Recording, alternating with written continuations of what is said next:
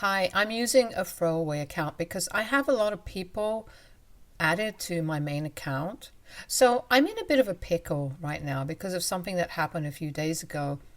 And my husband has stopped speaking to me because of what I said. For context, my husband, I'll refer to him as Frank, and I have been married for 3 years. He's 33 and I'm 30. We dated for 2 years before that. This is my first marriage, but my husband has been married before. Interestingly enough, his ex-wife is still a part of his life because my mother-in-law is pretty much a demonic creature and hates me because she thinks that I'm the one who took away her son from her dear little daughter-in-law. Or maybe I should say ex-daughter-in-law, which is something that she is still mad about. My husband's ex-wife, we'll refer to her as Sandra, was his high school sweetheart. She moved in next door with her family when he was in high school, and since they spent a lot of time together, they ended up falling in love. They dated for a couple of years, and after both of them had graduated from college, they decided to get married. They had even attended the same college because they couldn't bear the thought of being apart. After they got married, they had one good year before things started falling apart for them. Sandra had chosen to be a stay-at-home wife, but unfortunately, Frank had just started working and he wasn't earning enough to support both of them and pay all the bills. But Sandra was determined to be a stay-at-home wife because she thought that it was a better lifestyle for her. The problem was that there wasn't much to do around the house, so Frank would tell her that she was just wasting her time and his money, so she needed to start looking for a job. That's how the fighting started, and then instead of trying to fix things between them, my mother-in-law, let's call her Karen, decided to make things even worse for him. She planted the idea that having a baby would solve all their problems in Sandra's head, and that stupid woman actually believed her. She started insisting that they have a child so that it would solve all their problems and they could return to their state of marital bliss. But of course, Frank, like any other normal person, was against that idea. Because for starters, they barely had enough money to cover their own expenses. A child would just make matters worse for them financially. They could simply not afford to have a kid at that time. And secondly, he was still relatively young and hadn't even hit 25 yet. He hadn't thought about having kids before that age because, let alone financially, he wasn't even mentally or emotionally prepared to have a baby. But since Karen had already planted that idea in Sandra's head, there was no taking it back. She became obsessed with the idea of having a child, and she started accusing Frank of not loving her enough to have a baby with her because he didn't agree with her idea. Things only got worse beyond that point, and eventually Frank just cracked under pressure and filed for a divorce one day. They had already been fighting that week, and he said that he just couldn't take it anymore. So getting a divorce was the only solution. After that, it was the usual. There was a lot of drama, and Karen was fully on Sandra's side. A lot of meaningless and false accusations were thrown around where people were implying that maybe Frank had been having an affair and was simply trying to hide it. It was really hurtful because most of it came from his own mother.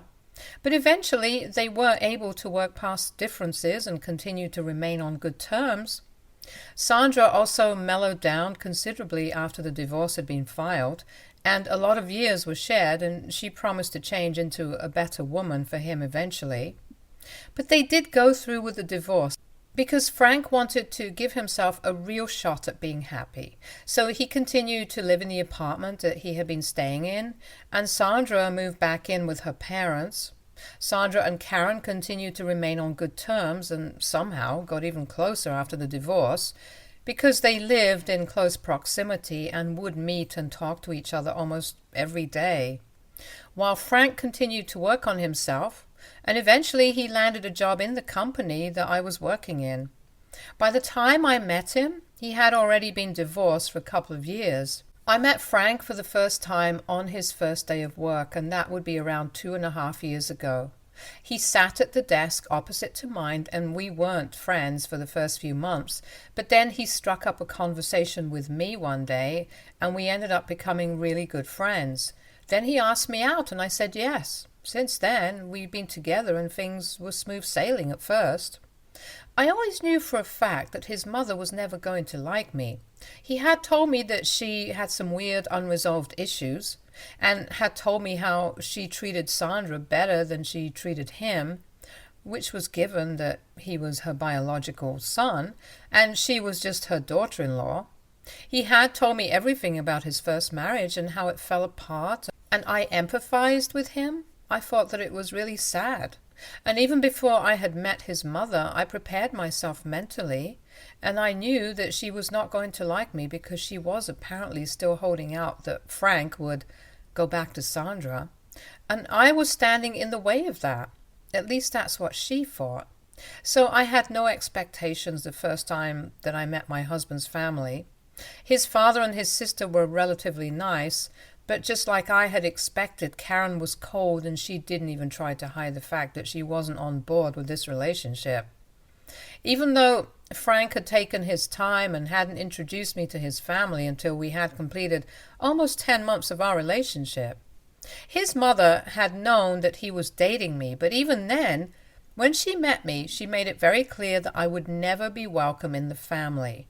And to be very honest, I didn't really care for it. As long as Frank was on my side, I didn't care what his mother thought of me, especially given the fact that I knew and was aware of a weird equation with her ex-daughter-in-law. I thought being in a position where she didn't like me would be still better than being the second Sandra or whatever. So anyway, I knew about his first marriage and his mother's relationship with Sandra. I had also known about how in love the two of them had been in the initial stages of their relationship. I didn't think that at any point they could do anything to shock me even further. But then, after the first time that my husband introduced me to his family and brought me home, Sandra and Karen decided to team up against me. So after that, every family event that I would attend at Frank's girlfriend's, Karen would make sure to invite Sandra because she was part of the family. I knew that they were just trying to get into my head and were waiting to see how long I waited before I cracked and threw a fit about Sandra being present at the family parties and gatherings, but little did they know that I had already prepared myself for this and I wasn't going to let it bother me. As long as they were not actively getting in my way, I didn't care. I knew that they were trying to play mind games with me, but I wanted to know that I wasn't the kind of woman that they could just intimidate and get rid of. So for the years that I was dating, Frank and Sandra would be present everywhere, and he and I would just ignore her and would even laugh about it once we got home because we knew that this was not the reaction that either of them had expected.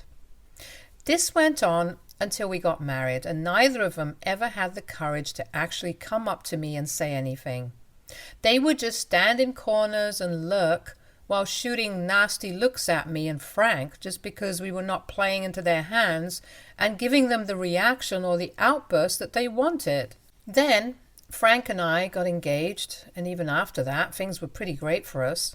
It only started getting bad once we actually got married. Of course, Sandra was not invited to either the engagement party or the wedding because Karen was not in charge of the guest list there. But after marriage, most of the events and holidays were held at Karen's house. Be it Thanksgiving or Christmas or birthdays, anniversaries, Sandra was always invited. After our marriage, however, instead of just glaring at us from a distance, they started actively picking on me. It started off small and insignificant. They would just maybe make a remark or make some backhanded compliment about something that I was wearing or the way that I had done my makeup, and then they would erupt into giggles like a bunch of high school girls. That was pretty easy to ignore because it really didn't make a difference to me if they didn't like the way that I dressed or the way that I did my makeup. Their opinions on anything didn't matter to me, so it was very easy for me to ignore them at first. But then they started getting bolder with their insults. They would say things to imply that maybe Frank had made a mistake by marrying me because now he would have to get used to doing household work on his own because I would never have the time. I had been promoted over Frank a couple of months ago, and that's what they were making fun of, trying to emasculate my husband, saying things like they knew that I wore the pants in the family. It was orthodox and narrow-minded of them, but I didn't expect any better from them either. They would also say certain things like Frank had screwed up by letting go of Sandra because at least he would have made sure that they had a family of their own by the time he was in his mid-30s. But unfortunately, I would never be able to give him that because apparently I was too old to have kids now. Honestly, I don't even think that's true because I've heard of plenty of women who have successfully and easily given birth after 30 and sometimes even after 35. They would bully me for the strangest things, and even though I would try really hard not to let their words get under my skin, it was becoming more and more difficult to let things slide since they were getting worse. Not only were they making fun of my appearance, but they would also mock things that were out of my control as well, like me getting promoted over Frank and the way that I had not been raised well enough to know anything about being a good wife, and that Frank had really lost by letting go of Sandra. They would say all this right to my face, and Frank never said anything about it. Earlier, when Karen would invite Sandra to all the family events, it would never bother me because they would never actually say anything. And I knew that whatever games they were trying to play with us, we were winning it. So before we got married, it had never bothered me, and for a couple of months, even post-marriage, it didn't get under my skin the way it used to after that. But after one point, it was just too much to take. And I had reached a saturation point with all of this. So last year, towards the end of the year, after we had our Christmas dinner at Karen's house, I decided to have a talk with Frank regarding his mother's behavior.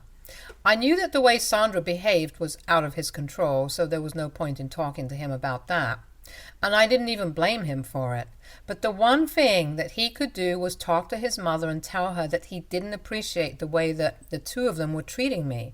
I knew that cutting her off was not going to be possible because cutting her out of our lives would mean that he would never be able to visit his father again.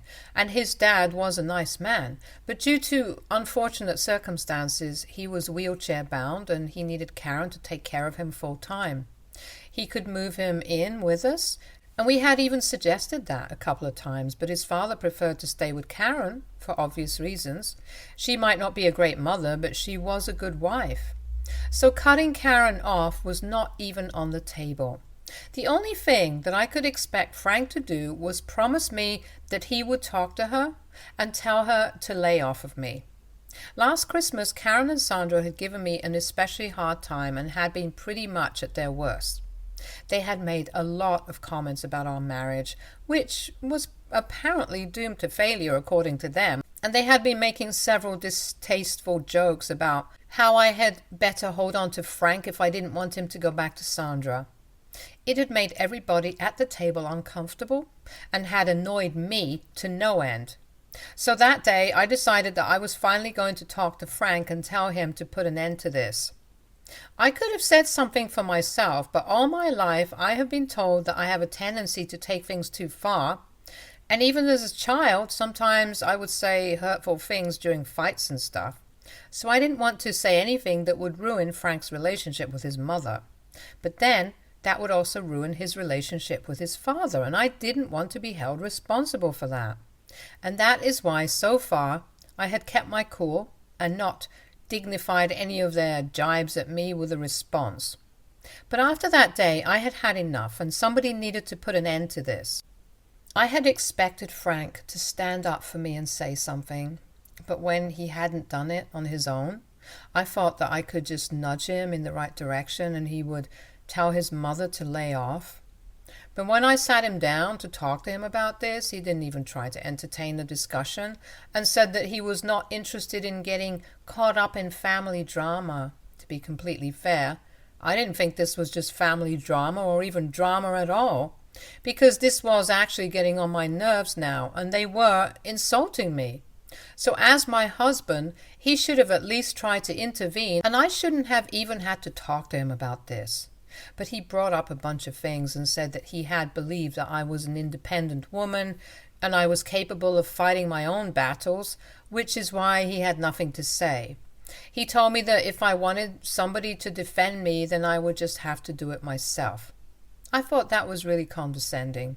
And I remember telling him that day that I didn't have a problem with defending myself and standing up to them, but then it could quite possibly ruin his relationship with his mother, and then he would never get to see his dad again. So he said that I could just choose not to attend these family gatherings. But even that was not an option because I didn't want to come off as a coward. And when I said that, the next time Sandra and Karen picked on me and made unwelcome remarks about me, I would just hit back at them. But as an afterthought, Frank told me not to do that, probably because he didn't like the sound of me taking things too far, and he was scared that he wouldn't be allowed to see his dad again if I offended his mother at an extreme level. However, he also stuck to the fact that this was just a family drama and he didn't want to get involved in this. But I had been putting up with Karen and Sandra's behavior for months and had stayed quiet for so long that I was not willing to do it anymore. After a lot of arguing and shouting, we came to the conclusion that I could just sit out the next couple of family gatherings. He would cover for me and make some excuses like maybe I was too busy to show up. Of course, that would only fuel their hatred against me and give them something more to talk about, but that was a risk that I was willing to take. So after the discussion, we decided on a common conclusion that worked for both of us, and we went through with it. For the past couple of months, I have not attended a single family event, and it's been pretty great. Frank and I never really had any problems as such, apart from the equation with his mother. And since I was not attending any events or gatherings, we had pretty much forgotten all about it. But then, recently, came back home a couple of weeks ago and he told me that his parents were celebrating their 35th marriage anniversary. And they had specifically asked for me to be present because if I didn't show up at such an important event, then it would reflect poorly on the family. Apparently, Karen was even ready to speak to me in person if that's what it took to make me attend. I was a little surprised that they wanted me there, but I decided to go anyway because I thought that if they were trying to make things right with me, then I would be willing to give them a chance. And the fact that Karen had specifically requested for me to attend seemed like a nice gesture because I'm the kind of person who likes to see the good in everybody. And it didn't set off any alarms for me. So I told Frank that I would attend the party with him. And when Frank confirmed it, Karen even reached out to me personally via text and thanked me for agreeing to attend. I thought that it was really sweet, and I believed that things were finally going to change for the better now. Of course they didn't. I was a fool to ever even think that. A few days ago, I attended the anniversary party with Frank, and a lot of people had been invited. All of Frank's family was there, and even some of his friends were present. Quite unsurprisingly, even Sandra was present. Karen and Sandra were exceptionally nice to me and welcomed me to the party quite happily.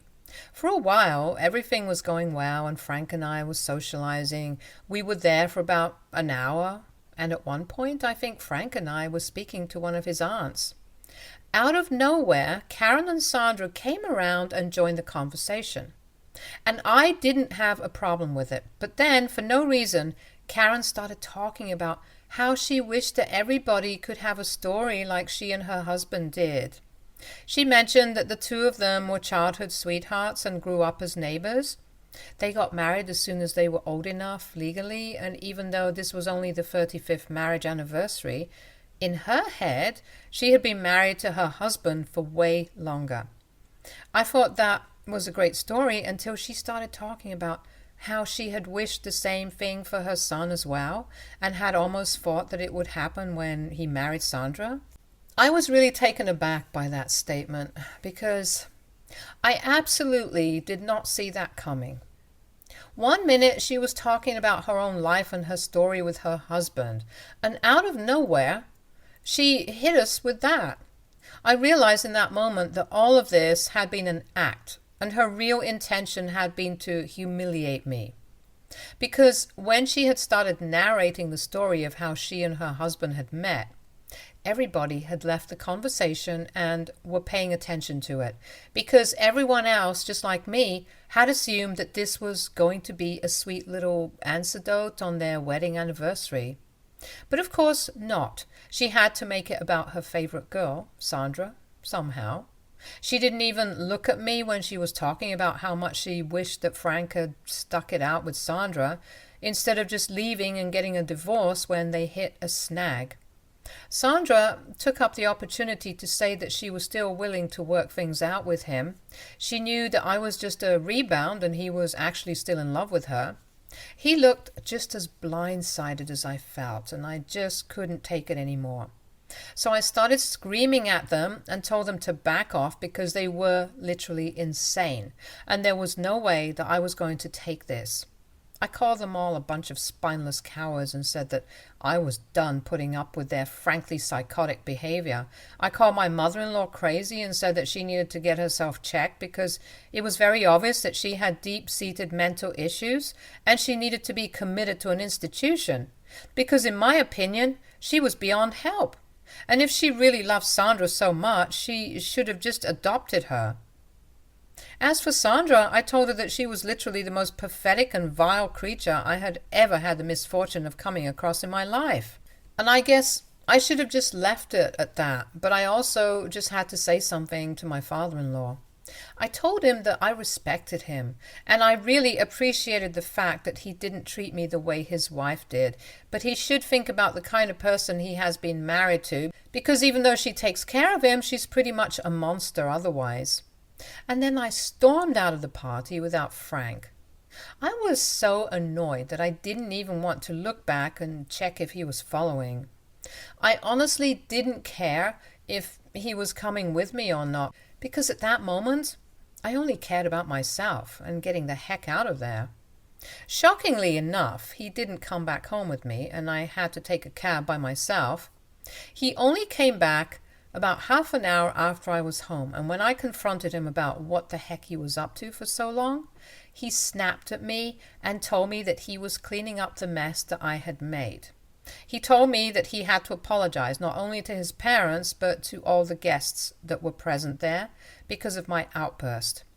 He said that I had taken things way too far and that I owed everybody a huge apology as well.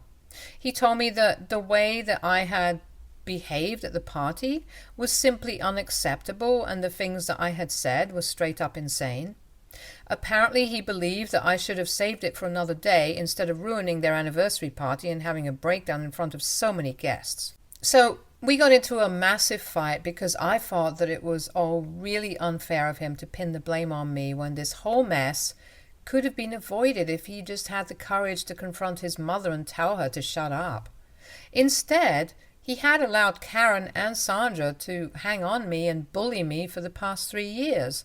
And all that was just because he didn't want to get involved in family drama, even if my honor was at stake.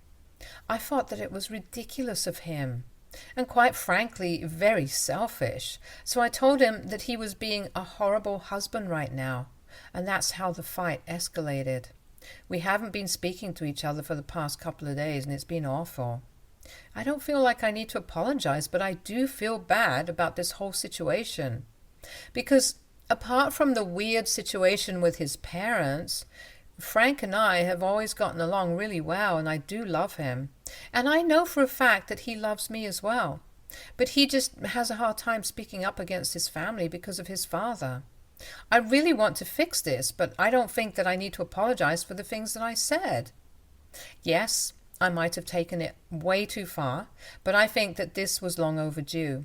The way that Karen and Sandra had been trying to mentally harass me for the past few years just got to me, and I couldn't control my emotions anymore, and I don't see anything wrong with it because I think I was way more patient than most other people would have been in my place. Nonetheless, I want to make sure that I'm in the right here. So, AITA for insulting my mother-in-law? my father-in-law and my husband's ex-wife in front of his entire family at her anniversary party. Update 1. Okay, so I know a lot of you might not be happy about this, but I don't care. I just wanted to make my marriage work. So instead of bottling my feelings up, I decided to talk to Frank because I didn't want to break up. I didn't apologize to him, but last evening after we came back home from work, I said that I wanted to talk to him, and to my surprise, he didn't even reply to it before he walked over to me and gave me a hug that lasted for almost 5 minutes. He told me that he had missed me, and before I even had the opportunity to say anything, he said that he was sorry for the way that he behaved. He said that he had been an idiot and he was just embarrassed that day, which is why he had reacted like a fool instead of comforting me and trying to show me that he was on my side. He told me that after our fight, he had been sleeping on the couch and he had called Karen one night and told her off. He told me that he had decided to cut ties with his family, including his father, because on the day that I had my outburst at their house, his father had taken Karen's side. So he told me that he was done with all of them. And this is it. It's just us now. I'm actually really happy and relieved because I thought that I would have to have a difficult discussion with him. But he made it so much easier for me to deal with everything. I'm truly grateful. Grateful that I have such a good man as my husband, but nevertheless, we're still going to go for marriage counseling because we don't want to bottle things up and have them come out in unhealthy ways like this anymore. So thank you for all the advice and everything. I'm thankful for all of it, and I'm even more grateful that my husband and I are going to fix this. Update 2. Hi, so I just thought that I would let you guys know that marriage counseling has been going well. It's been a couple of months and we have had absolutely no contact with his family. It was a little rough for him in the beginning, but he had to come to terms with the fact that they were all toxic. And every day, we're getting better. Update 3. It's been a long time, but I'm back with great news, and Frank and I are really happy to inform everyone that I'm pregnant. It's been a few weeks and it still feels surreal. We haven't announced it to anybody yet. And we are trying to keep it under wraps because I know for a fact that Frank's family will be hounding us to re-establish contact once again if we announce this. And we want some time away from the drama before the inevitable confrontation. But right now, it's just me, Frank, and the baby, and I have never been happier in my entire life. I'm glad that I chose to work things out. It might not be the best way for everyone else, but for me, it really worked. Karen and Sandra really screwed themselves out of this one because Frank is pretty much the best person I have ever met, and I really, really can't imagine spending my life with anyone else. Stay tuned for more stories from Argo Relationships.